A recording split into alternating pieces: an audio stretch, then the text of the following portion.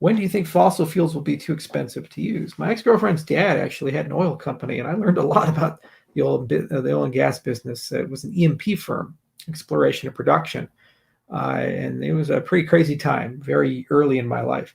Oil in fossil fuels in general, it's not a question about expensive.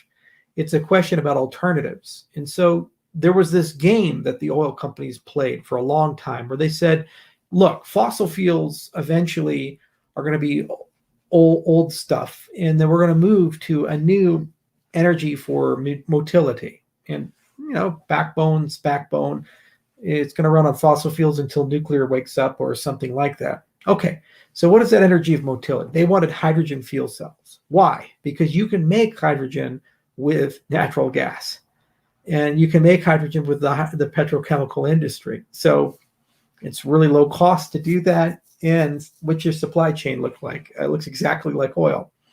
You have a gas station, you have a hydrogen station, you deliver it, you pump it, you can reuse the pipelines, these types of things. So it made a lot of sense to them, and they built all these fuel cells and had all these patents, and they were just kind of waiting for the conversion. And they said, maybe 2030, 2035 is when we'll actually start pushing for it. And they did anticipate battery-powered cars becoming a big thing.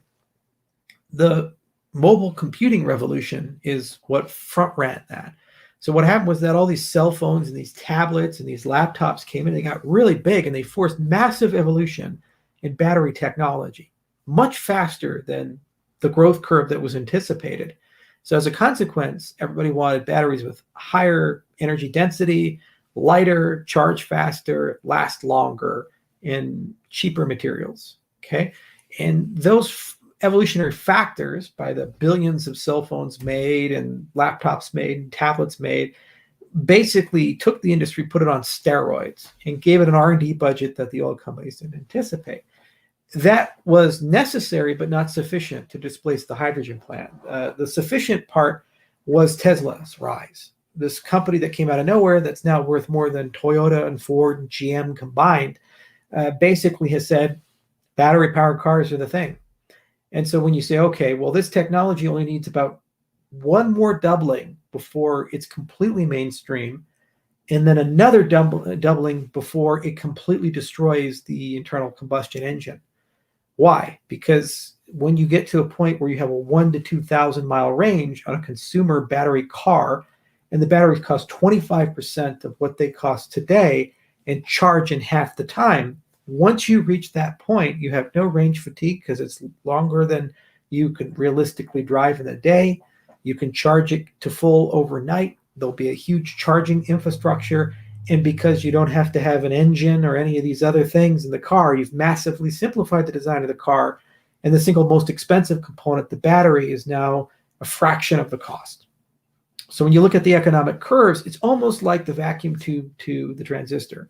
The vacuum tube for a while was better, but we saw the growth rate of the transistor, and we said it's no competition. You kind of peaked on one technology, and the other technology is growing exponentially. So battery-powered cars are here to stay. And unfortunately for the oil companies, they've completely upended the economics of that industry, because the reality is that you're now getting backbone power instead of power generated at the site of the car.